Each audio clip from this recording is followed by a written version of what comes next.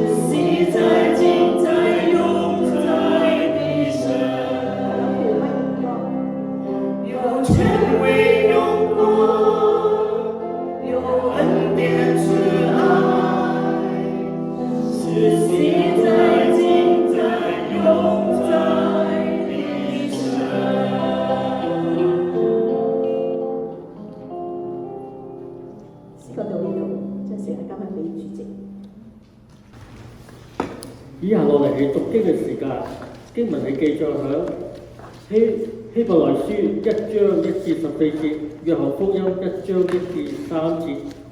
請大家一齊慢慢讀。神既在古時藉着眾先知多次多方的曉諭列祖，就在這末世藉着他兒子曉諭我們。又早要他為成就萬有的，也曾藉着他創造此世界。他是神榮耀所發的光輝，是神本體的真相，常用他權能的命令托住萬有。他洗淨了人的罪，就坐在高天至大主的右邊。他所承受的名，比天使的名更尊貴，就已超過天使。所有的天使神從來對那一個說：你是我的兒子，我今日生你。又指着那一個說：我要作他的父，他要作我的兒子。在這神使長者到世上來的時候，就說：神的使者高照他。論到使者又說：神以風為使者，以火焰為毒液，論到此卻說：神啊，你的寶座是永永遠遠的，你的國權是聖直的，你喜愛公義，恨惡罪惡，所以神就是你的神，用喜樂油膏你，聖火膏你的頭部，又說：主啊，你起初立了他的根基，天也是你手所造的，天地都要滅絕，你卻要長存，天地都要像衣服漸漸舊了，你要將天地捲起來，像一件內衣，天地就都改變了，唯有你永不改變，你的年數沒有窮盡。所有的天使，神從來對那一個說：你坐在我的右邊，等我使你受敵作你的腳架。天使豈不是主復的力？雖然那將要承受救恩的人效力嗎？太初有道，這道神同在，道就是神。這道太初與神同在，萬物是藉着他做的，凡被他做的，沒有一樣不是藉着他做的。以下係魏牧師證道嘅時間，題目係耶穌基督的身份和地位。請魏牧師。各位弟兄姊妹，又再一次喺度同大家分享神嘅信息。今日開始講希伯來書，即係彼得後書講完啦，開始講希伯來書。希伯來書有10幾講，好長即係可以講到明年都未講晒。OK，因為今日嘅題目咧就耶穌基督嘅身份和地位。點解揀一個咁嘅題目咧？一路係聖經佢主要就係介紹耶穌。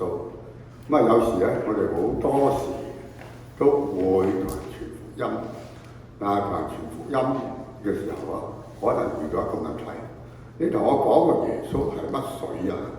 係乜水嚟㗎？點解我要聽佢？點解我要敬拜、要信佢咧？係咩？我曾經係俾人問過，究竟係乜水？我哋指中國大把神啦，使乜要揾個鬼佬嘅神嚟拜咧？咁呢啲就好清楚講明，究竟耶穌基督嘅身份同地位係乜嘢？所以希伯來書俾我哋詳細解釋。開始之前，讓我哋做個簡單嘅祈禱。慈悲仁愛天父，多謝你，讓我哋成為你嘅兒女，亦都讓我哋可以聆聽主嘅話語，求主你嘅靈今日從我哋當中運行，喺藉著你僕人嘅口宣講屬於你嘅信息，讓今日嘅信息能進入每一位在座嘅弟兄姊妹朋友心中，讓佢能夠真正明白耶穌基督你嘅身份同地位係乜嘢，以致我哋可以堅定嘅相信住你。我咁禱告，奉主耶穌基督聖名求，阿門。首先我哋睇睇約翰福音，講下耶穌基督係乜嘢先。講耶穌基督，太初有道，道與神同在，道就是神。這道太初與神同在，萬物是藉着他做的，凡被做的，沒有一樣不是藉着他做的。約翰福音好清楚介紹呢位耶穌究竟係乜嘢，佢係同神嘅關係乜嘢。首先講下希伯來書呢個背景係點樣？咩叫希伯來書咧？原來喺希伯來文咧就講話嗰啲渡過大河嚟到呢個做迦南地嘅人，咁即時咧亞伯拉罕就原本住喺今日嘅伊拉克，咁神呼召佢，咁佢就嗰陣時又唔知迦南地有乜嘢，又唔知乜，總之神呼召佢就跟住，搬到哈蘭，由哈蘭再去到中東即係個艱難嘅地方，咁所以就叫做渡過河嘅人，渡過大河嘅人。佢就神呼召佢唔係叫你去啦，實際就有好大使命俾佢，叫佢成為一個希伯來民族嘅始祖。而希伯來民族咧係神所特別揀選嘅民族，唔係揀選佢得救，得救係仲要有好多其他嘅嘢係揀選佢作為神嘅代言人，即是神藉着佢哋向世人顯示神係乜嘢，藉着佢向世人顯示神乜嘢，所以咧呢個就係希伯來民族嘅即係神揀選嘅人。呢個希伯來書嘅作者係乜嘢咧？係一個故意隱明嘅猶太人。點解要隱明咧？唔知道。可能喺當時嘅環境裏邊係有啲特別嘅原因，佢一定要隱明。受書人咧就係猶太人嘅信徒，成書於主後約97年。主要嚟講咧，佢要隱明嘅原因就大家都唔清楚，聖經亦冇記載。不過佢係猶太人，亦都因此咧，有人猜測，因為從本書嘅內容寫得咁豐富，又咁好文筆，有人猜測佢就巴拿巴。可能巴拿巴就入咗亞波羅，佢就有一個係會好識嘅，講出口好精彩。或者有啲人話呢兩個都唔係，都冇寫過任何聖經嘅書信，應該係保羅，可能保羅唔夠膽出聲喺嗰陣時，但無論邊個都好，大家都唔知道。點解要寫呢本書咧？因為嗰陣時嘅猶太人有係基督教咧，屬於喺猶太嘅信徒裏邊。猶太信徒一生出嚟咧，大部分都係信猶太教嘅。而猶太教咧，嘅信徒咧，改都信基督教嘅時候咧，覺得佢哋耶穌基督一定可以幫到佢。但係喺羅馬帝國時候，亦都係猶太嘅教嘅盛行嘅時候咧，整個基督教都受到雙重嘅迫害，一個係羅馬帝國嘅迫害，一個就猶太教嘅迫害。嗰人即係被迫害得好辛苦，佢覺得耶穌話嚟救佢哋，點解仲未嚟救佢哋咩？究竟耶穌係真嘅神咧定假嘅神？所以佢開始懷疑。嗰陣好多嘅基督徒咧就開始懷疑，所以寫呢本書嘅原因咧就鞏固佢嘅信心，鞏固佢信心，話耶穌一定會再嚟幫助佢哋嘅。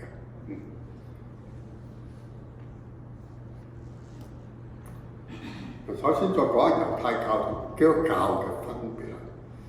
猶太教點嚟咧？就摩西喺西奈山頒布嘅律法，即係帶領咗以色列人出埃及之後，喺呢個曠野裏邊遊蕩一段嘅時間，就上西奈山落嚟嘅時候咧，頒布即係十誡，一個好簡單，由嗰度慢慢一變成咧，就成舊約嘅聖經。成舊約嘅，呢個亦都係猶太教嘅基礎啊！佢哋咧可惜咧喺個曠野時候，雖然摩西頒布咗呢個律法出嚟，但好多人都唔能夠遵守，所以佢哋得唔到神嘅救恩。係神揀選佢係要做樣嘢，但係你做嘢仍然相信神之力，但係佢開始唔相信神。所以佢神嘅救恩。到新約時期咧，神嘅獨生兒子基督耶穌被派到世上。因為舊約嗰批人佢冇救恩，點辦咧？神創造咗人類，唔想佢創造出嚟嘅人類個個都將佢落咗有晒地獄，個個死晒㗎嘛，係咪？所以佢咪要另開條出路，俾嗰啲人可以翻去神嗰度咯。呢個就係歷次救恩之路。呢個新嘅救恩之路咧，就記咗喺新約聖經。即係舊約聖經就係摩西嘅律法嗰裏面嘅，新約聖經就係從耶穌基督嘅個設立嘅新嘅救贖方法演變出嚟嘅。嗱，舊約聖經咧就冇清楚講明耶穌基督係邊個，冇清楚講明耶穌基督嘅。咁啊變咗嚟講，啲猶太教徒咧就唔信耶穌嘅。佢耶穌咪最多係神差派到世上一個僕人好似天使咁樣傳遞一個訊息做一樣嘢。耶穌唔係神 ，OK？ 佢哋甚至認為咧，耶穌死喺十字架嗰個係普通人嘅，但死咗落嚟之後，死咗啦，佢復活嘅係假嘅 ，OK？ 即係有人偷咗個屍體出去咁樣做埋講係乜嘢？佢唔信呢個耶穌嘅救恩，佢哋只接受舊約聖經，亦都唔接受耶穌。基督教認為聖經舊約同新約啊係兩個相連嘅部分，唔能夠分開。淨係舊約咧已經過晒時，所以變咗新約咁啊延續舊約嘅嘢。所以舊約新約唔會分割嘅，兩個夾埋先咧，先至記載咗神俾人類嘅救恩係點樣。所以我讀聖經唔能夠淨讀舊約，亦唔能夠淨讀新約，係兩個都要讀埋先至你清楚明白神對人類嘅救恩嘅意思。我再睇下約福音開始講明，究竟耶穌係邊個？太初有道，太初即係好大好嘅神造世界之前咧有道，道與神同在。道係乜嘢咧？道就是神，這道太初與神同在。萬物是藉著他做的，凡被造的，沒有一樣不是藉著他做的。好多人都認為宇宙萬物係神做噶嘛，係父神做噶嘛。咁點解呢度又講一個太初有道，道係創造宇宙萬物嘅啦？咁究竟點解咧？太初有道，只係太初係創造天地之前，神創造天地之前，個道就已經存在啦。道係乜嘢？道係乜嘢咧？咁咪一條道路啦。咁如果你再引申嘅，即係一個人嘅思想啦，如果包括負責真嘅神體啦，呢度嚟講聖經就講就係道同埋思想，仲有點樣去執行，點樣去執行道與神同在，呢個道就同神同在嘅。道來自神嘅身體，可以講係同神唔有分開嘅。如果你淨係斬咗出嚟，道係對神嘅就冇嘢睇嘅 ，OK？ 所以道有神嘅一切本質和性情，道有神嘅一切本質同性情。道即是咩嘢？耶穌亦都係神，所以呢度好清楚講，道就係耶穌，佢就係神，佢同父神係不能分割嘅 ，OK？ 萬物是藉著他做的，呢個好清楚講。萬物係藉著佢做嘅，點解咧？咁啊明明聖經好多地方神創造天地嘛，咁解釋就係父神創造宇宙萬物嘅設計師。咁你做乜嘢？梗係要預先有個設計咗藍圖做晒先嘛。咁然之後俾人去執行做出嚟噶嘛。呢個就係咁啦。父神係設計師，個宇宙萬物要點樣做？然之後交俾個道，交俾耶穌基督，你要執行啦。所以真正執行創造出嚟咧，係耶穌，係耶穌。所以聖經好清楚講明，係耶穌親手造成嘅。究竟耶穌基督係乜嘢咧？希伯來書講啦，神記在古時藉著眾先知多次多方的曉諭列祖，就在這末世，就他兒子曉諭我們，就早已立他為成就萬有的，也曾藉著他創造諸世界。喺古時，即係好耐之前啦，神嘅旨意由眾先知向人即係舊有時代，神講乜嘢係點樣傳達咧，就派啲先知出向人講神嘅旨意，神點樣。但係喺末世，即是咩叫末世？耶穌降生之後嘅新約時代就叫末世，即係喺個聖經嗰段時間嚟講，係耶穌出世之後一直到呢本聖經寫嘅人都係叫末世。喺末世嘅時候咧，神唔再用先知啊，所以而家冇似先知㗎啦。如果佢話佢係先知嗰個假嘅 ，OK。咁而家神藉着耶穌基督向人傳達佢信息，曉諭世人。耶穌基督早已被神立定為唯一承受天上地下一切屬於神嘅萬有神。即係聖經嗰個好清楚講明，耶穌嘅神叫乜嘢？神指定你係創造呢個宇宙萬物嘅，你亦都要維持佢、管理佢，即係你要承受呢一切，一切都係你㗎嚇。做咩唔好以為你㗎，做得好讚你啦，做得唔好就所以耶穌基督係承受個天上地下一切萬有嘅事物。所以神藉耶穌創造世界，表述在創造世界嘅過程中，耶穌係按父神嘅設計去創造嘅，去執行嘅。所以父神同耶穌嘅角色都係一齊創造世界，冇衝突冇成。亦都可以講，真正喐手去做咧，係耶穌，而父神只係設計咗個將個意見耶穌你去做啦。就係咁樣。耶穌基督嘅本體究竟係乜嘢咧？講嚟講去，究竟耶穌係乜嘢嚟㗎？他是神榮耀所發嘅光輝，是神本體的真像，像他權能的命令托住萬有。他洗淨了人的罪，就坐在高天至大者右邊。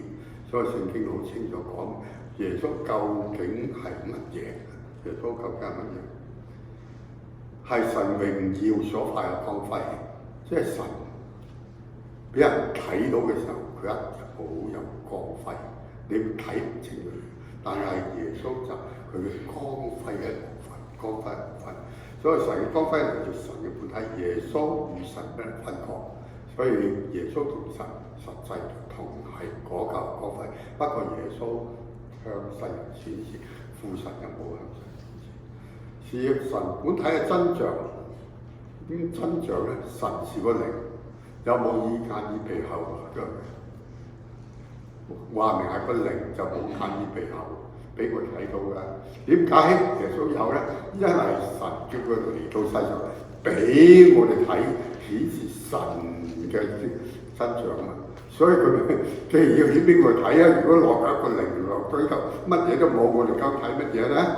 所以神就將眼耳鼻喉人嘅形狀俾耶穌嚟到世界上向人嚟顯示。嗱，呢個就係為咗向人嚟顯示神嘅本性，所以專登做啲咁嘅嘢俾我哋睇。耶穌就係向我哋顯示神佢亦都有人嘅一切嘅嘢喺度，因為所有都係屬於神嘅。上帝權能嘅命令托住萬有。嗱，既然頭先都講到宇宙萬物耶穌按神嘅旨意創造嘅，咁做完之後梗係你管啦，邊度管咧？係咪？梗係耶穌管嘅。所以耶穌管咪宇宙萬物一切嘅運行都係佢啦，都係耶穌去管住。唔妥咪耶穌要執翻正佢啦。所以耶穌宇宙萬物運作，只係靠耶穌嘅命令去維持。他洗淨人的罪，就在高天至大者右邊。耶穌嚟到世上嘅一個主要目的，就係拯救嗰啲陷於罪惡中將會滅亡嘅人類。咁將救恩神嘅救恩賜俾人，等人可以翻去神嗰度。佢做完呢樣個工作之後咧，咁啊喺上世界區好啊，所以神咧俾佢上翻去復咗，升翻天上，完成佢工作啊，想叫做可以喺天上坐喺父神嘅右邊，坐喺父神嘅右邊，即是左丞相右丞相，中國就左右，但係喺中國人咧係右嗰邊大過左嘅。佢坐喺父神右邊，即是除咗父神之外，佢係最大嘅。喺天上嚟講，管理一切都係佢。咁啊，即是大宰相咁嘅身份啊。咁啊，佢由佢嚟掌管宇宙萬物。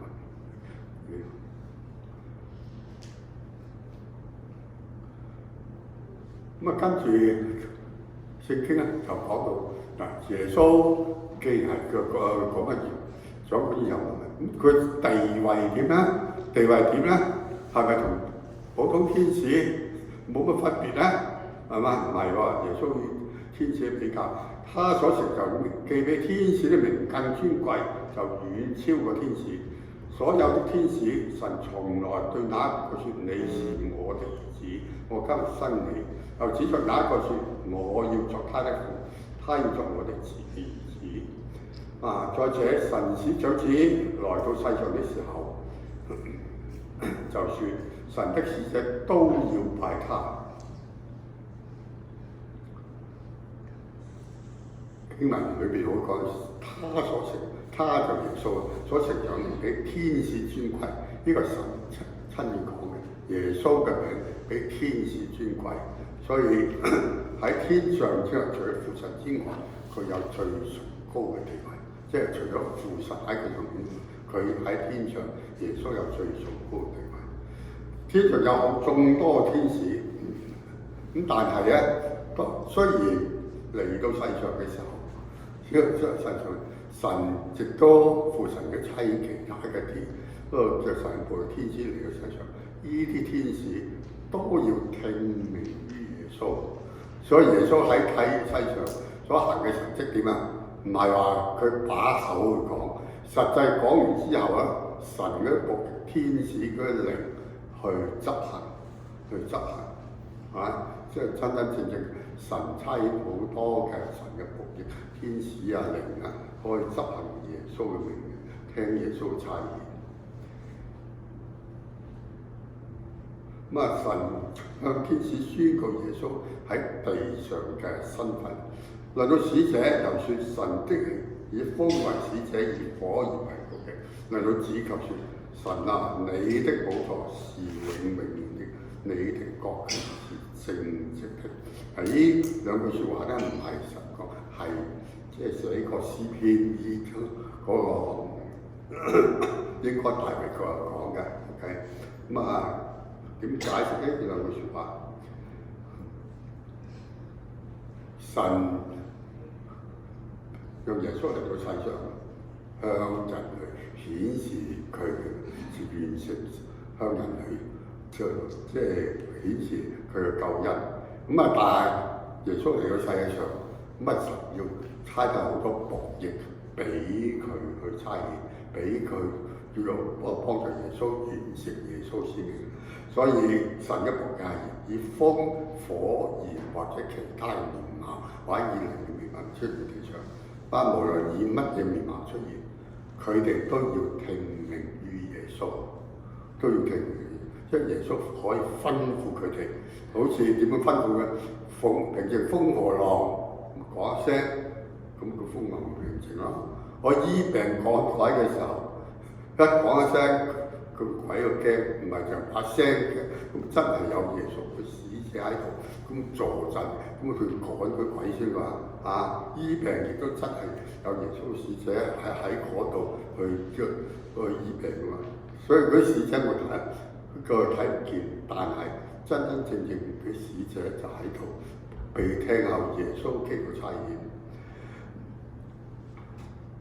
耶穌喺天上嘅寶座係永遠的，唔會因為佢嚟到世上就失咗天上嘅寶座，即係神。俾佢，你就係我兒子，永遠都係神。雖然你嚟到世上成為人類，好似降低咗身份，不過喺神眼中，佢佢嘅身份冇變到，仍然天上嘅使者牧者要聽所以耶穌喺神國中嘅崇高權力嘅地位啊，係正直嘅。正直嘅意思，佢係應得嘅。點解應得咧？因為佢嚟到世上，真正完成咗神交付嘅使命，為世人死在十字架上，而喺世上讓人類去發現。所以神讚賞佢，俾佢一個好崇高嘅地位，神就俾好崇高嘅地位。耶穌神喜悅，耶穌喺地上表現。1章9節，你喜愛公義，恨惡罪惡，所以神就算你嘅神，你喜愛高地勝過高地。點解神喜佢？因為耶穌超額完成咗神交付佢嘅使命，所以咪神喜佢啦。喜悅佢就係你喜愛公義，恨惡罪惡，跟神講，所以神就用喜愛高地。高地嘅意思直至俾你做有皇帝嘅身份，你做得好，俾一個好崇高嘅地位你，勝過高地的同伴。喜愛公義，公義嘅意思同中文即係我哋日常嘅解釋有啲唔同啊。咁啊，中國人解義就咪義氣啊？有冇義氣啊？聖經唔係咁解，義字咧，聖經咧就係神所喜悅嘅事，你做咗神所喜悅嘅事，你就義嘅。公義就公平公正咁解，所以公義神就係合理嘅事。耶穌喺世上所行嘅各樣事情都係公平公正嘅，被神喜悅，神喜悅佢所做嘅嘢。恨惡罪惡，除咗公平公義，佢亦都好恨罪惡。點恨罪惡咁重要？因為神係聖潔嘅，唔能夠容忍任何一啲嘅罪惡。所以但係耶穌喺世界上就真真正正做好事，佢同罪惡一啲都冇妥協。所以佢唔能夠容忍罪惡。神好讚賞耶穌喺世上恨惡罪惡嘅表現。所以神佢好歡喜耶穌，就用喜樂高地。高地嘅意思就係高立一個人去成王，所以唔係話點解有咁多皇帝啊？即是心中神嚟講，高地你就一個好對你一個好崇高嘅讚賞解。神好讚賞耶穌用喜樂高嘅完成喺耶穌喺世上完成咗神交付聖靈之後，神賜佢天地之王嘅天上地下一切都係屬於耶穌嘅，就係天地之王嘅地位。勝過高地嘅同伴，神同一個時候，耶穌嚟到世上嗰陣時，而家差好多天使僕役嚟到世上，但係雖然佢哋亦都完成佢嘅工作，但係佢嘅工作係幫助耶穌，耶穌先真正完成神嘅工作。耶穌得嘅獎賞遠勝過其他嘅天使僕役得到神嘅獎賞。咁跟住嚟講咧，就喺詩篇裏邊講到耶穌喺宇宙人物中嘅超然嘅地位。點解佢咁特別咧？又說主啊，你起初立了地的根基，天也是你手所造的。天地都要滅亡，你卻要長存；天地都要像衣服漸漸舊了，你要將天地捲起來，像一件外衣，天地就都改變了，唯有你永不改變，你的年數沒有窮盡。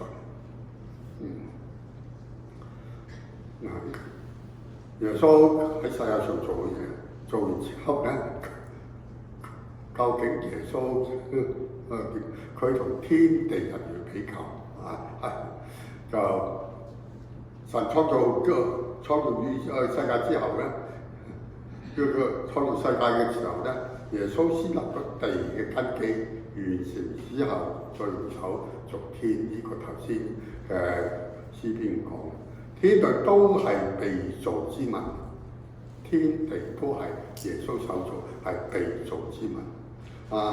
被造嘅嘢一定會舊嘅。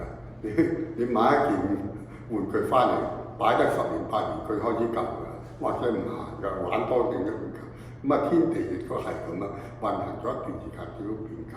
但係耶穌唔係被造之物，唔係被造，所以佢唔會變舊，佢唔會衰老，唔會乜嘢，因為佢係創造呢啲嘢嘅。天地都像我一樣變舊變壞，到到時候天地將會被耶穌變咗修補或改變，呢、個就係詩篇講嘅。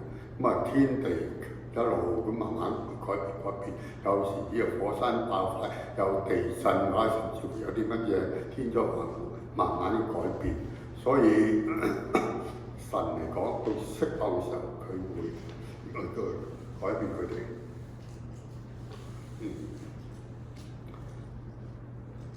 耶穌嘅歲月就冇窮盡，佢嗰完嘅救恩唔再審判上嘅應許，亦都永恆不變。即係講到耶穌，佢永遠不變，天地萬物去變，但耶穌嘅應許唔變。耶穌所俾人類嘅救恩嘅，你唔好話，信咗耶穌一傳都死咗，信嚟做乜㗎？冇料到㗎，冇事。你就冇料到，耶穌永遠都有料到。OK， 咁你死咗，或者你嘅孫都嚟到世界上，耶穌都仍然係有料到。OK， 所以天地萬物都會改變，但係耶穌嘅應許永不改變。神嚴肅咁向所有天使宣告，但我同你講下，你班天使啊，要尊敬耶穌啊！所有嘅天使，神從來對哪一個説：你坐在我的右邊，等我使你仇敵作你的腳凳。天使起不都是服役嘅你，奉差遣為將我要承受救恩嘅後麼？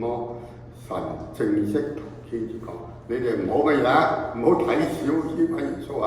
如果唔係我就罰你哋。咁啊，神點樣宣告法咧？神都講到明，耶穌你完成晒救恩之後復活先，你坐喺天上，唔係普通天使嘅身份，你坐喺我右邊 ，OK， 係我最得力嘅助手。除咗我之外就係你㗎啦，其他天使你唔好喺度多得失嘅嚇。所以除是神之外有最高權力嘅地位。等我使你嘅仇敵作你嘅腳凳。除咗對天使咁講之外，亦都神對講耶穌，你唔使驚，你邊個夠膽同你乜嘢？即使天使夠膽同你作對咧，我就叫佢伏喺你面前，俾你罰，俾你處罰。咁或者地上嘅魔鬼，如果夠膽邊個嚟咩？我一定使佢伏喺你面前，俾你罰。所以等我使你嘅仇敵作你嘅腳凳入啦。要神一切同耶穌作對嘅，都要神服喺耶穌腳前。天使都是服役嘅嚟，佢哋被差遣到地上，按耶穌嘅指示服役那些已經得救或將要成就救恩嘅。嗱，所有嘅天使，你知道你身份啊！你知道你身份，你要即使我差派你到地上，你係要聽耶穌嘅講。叫你點樣？雖然耶穌而家復活咗啦，但係耶穌嘅靈而家喺地上，所以其他嘅神嘅僕役，即使被差去都仍然繼續要聽耶穌嘅説話，去服役呢啲。即係我哋今日信耶穌，耶穌復活咗嚟天咧，咁但係我哋向耶穌祈禱仍然有力㗎，因為耶穌喺天上做我祈禱咧，佢繼續會差派佢啲天使聽我哋去做我哋，去服侍我哋。耶穌基督係值得人類嘅信賴嘅。講到咁多，希伯來書講耶穌咁巴閉、咁成、咁乜嘢，你話值唔值得我哋去相信啦？係嘛？定係去相信一個土地賠晒，或者一個木偶或者其他嘅神咧？咁你自己。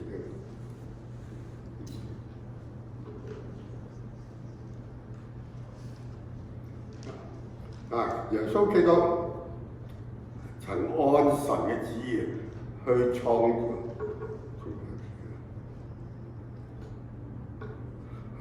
造宇宙萬物，現今萬物嘅話都靠耶穌。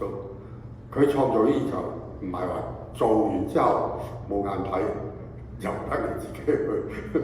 如果係咁咧，我哋信佢都麻麻地用。唔係話佢創造宇宙繼續睇住個宇宙啊，即係有邊樣唔妥，佢即刻修補，即刻改正，所以仍靠佢嚟維持。佢係神嘅獨生兒子，佢嘅地位咧就係神嘅獨生兒，坐喺天就喺天上，坐喺父神入邊，即使除父神之外，佢係最有權嘅嗰個。我係向佢祈禱，一定得神曾完成。耶穌曾經完成神嘅使命，將救恩賜俾全體嘅。既然佢將救恩賜咗俾人類，咁啊賜咗俾你，咁係咪？俾你算數，你愛就愛，唔愛算數。唔係話你賜咗救恩俾你，接受咗救恩，或者唔接受救恩，佢仲有權力嘅，佢將來要審判世人。你唔接受嘅，咁又要審判你。你即使接受咗之後，你做得唔好嘅，都要審判你。所以佢唔係人政治靠一個俾冇大財主咁萬施捨，唔係啊！佢俾完救恩人之後咧，佢要將來要再嚟審判人，或者人類死咗之後靈魂要俾佢再審判，先決定可唔可以入到天堂與神永遠同在嘅。所以耶穌嘅身份同地位係超越嘅，係超越。你覺得聽咗今日呢段經文講咁多嘢，你覺得耶穌嘅身份地位同你所認識嘅其他嘅神有咩唔同咧？其他神有乜唔同咧？其他神咁啊，佢土地公啊、畫木偶啊，當然都冇得比啊！即使其他宗教嘅神都冇得比，其他宗教嘅神都好少話講到係創造宇宙萬物嘅，而耶穌係創造宇宙萬物嘅。唔單止創造宇宙萬物，佢亦都係掌管宇宙萬物嘅運行。掌管宇宙萬物有啲乜嘢唔妥，你可以求佢。一個咁嘅神，值唔值你信賴？值唔值咧叫相信？還是咪要相信其他咧？還會覺得佢冇乜把炮救我唔到呢？所以各位弟兄姊妹，你雖然你信咗耶穌好耐，但係你要時刻考慮耶穌佢就真正幫到你嗰位神。你將佢傳俾第二個人，亦都將你最好嘅人傳俾其他嘅朋友，等佢一生裏邊有所依靠。讓我低頭祈禱。慈悲仁愛天父，多謝主你，讓我哋都能夠明白今日呢段經典詩，讓我知道耶穌基督係創造宇宙萬物嘅神，亦都係維持宇宙萬物嘅運作嘅神。我哋相信佢，必能得到佢嘅幫助；我相信佢，必能得到佢自己要賜俾我哋各種嘅福氣。我咁禱告，奉主耶穌基督聖求，阿們。多謝。多謝牧師俾我哋咁好嘅信息，提醒我哋要依靠永遠不變嘅主。我哋要感恩，因為耶穌基督從罪中救我哋出嚟。我哋起立唱回應詩，他救了我。我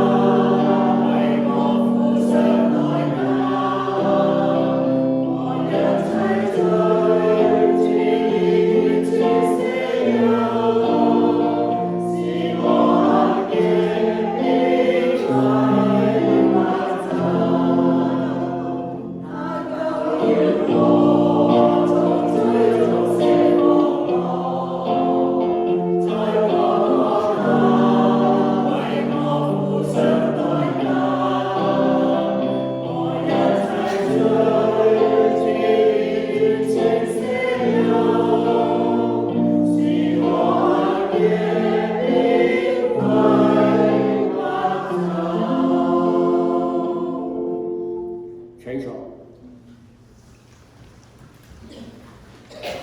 以下係聖餐時間，請魏牧師。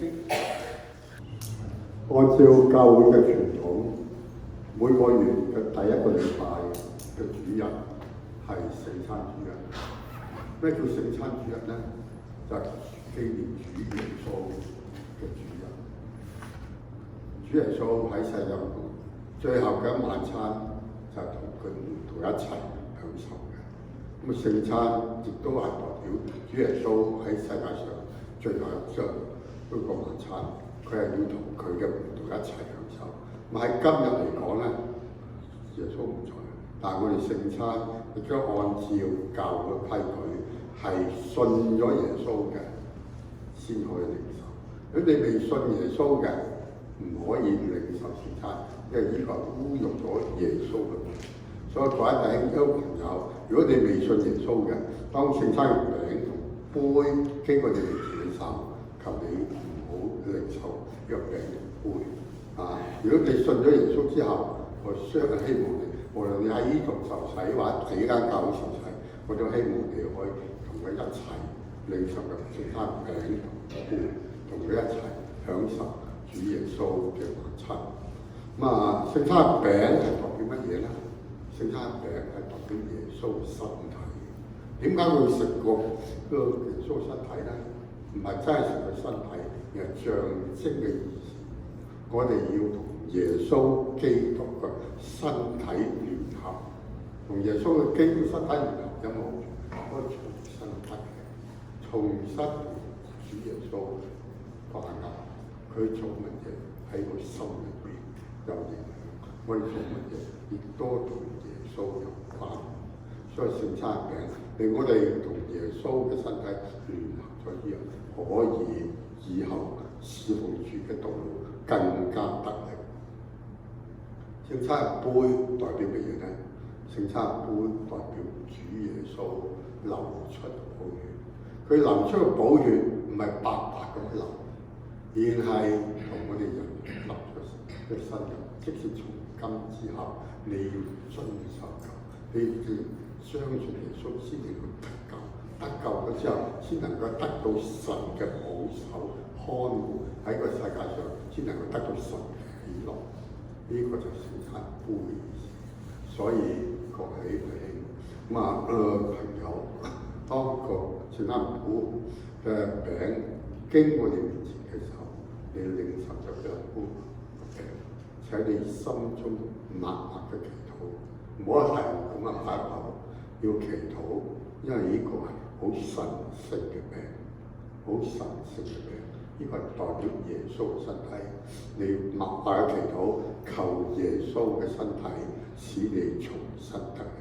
當你領受杯嘅時候咧，你亦都要默默祈禱，求耶穌杯再一次潔淨你，使你重新得力，開親嘅。讓我低頭去做一個簡單禱告。親愛救主耶穌，多謝你藉著呢個聖餐餅，讓我哋重新得力。求主你幫助我哋喺我以後侍奉工作當都能夠重新得力，去走主你要我哋走的道路。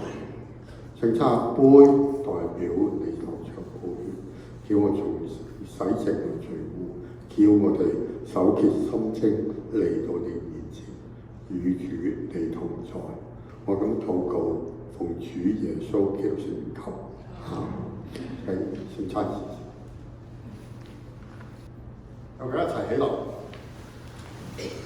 主耶穌話：這是我的身體，為你們捨的，你們此行為的紀念。現在我一齊紀念主耶穌。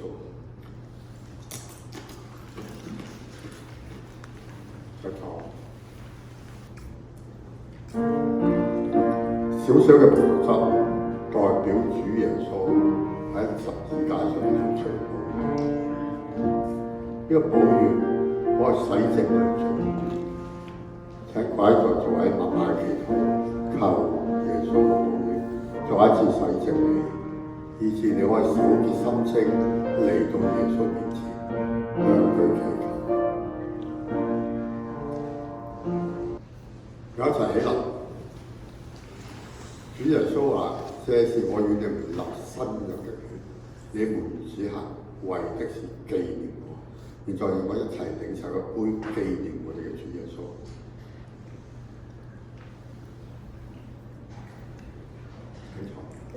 我哋起立唱讚美詩，跟住嚟牧師祝福。